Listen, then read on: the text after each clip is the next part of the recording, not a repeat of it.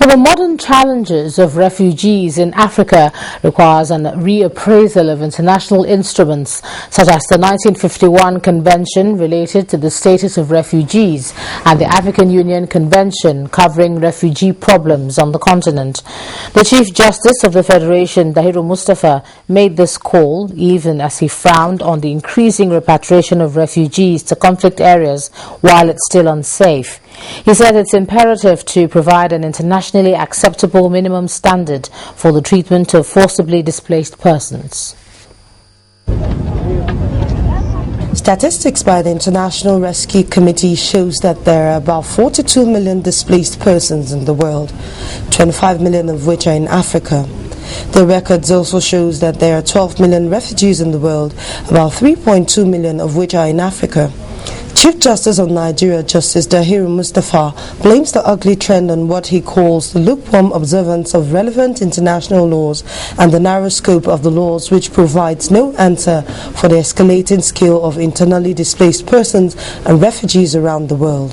He calls for a review of these laws, especially in Nigeria. It is imperative to reappraise international instruments such as the 1951 Convention relating to the status of refugees. A general overview of these instruments is germane, and they provide internationally accepted minimum standards for the treatment of forcibly displaced persons.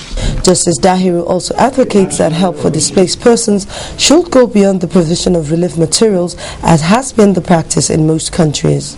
Misery and other war trauma cannot be ameliorated with the provision of food and blankets alone. More needs to be done, especially in the area of facilitating their voluntary repatriation, local integration, and resettlement.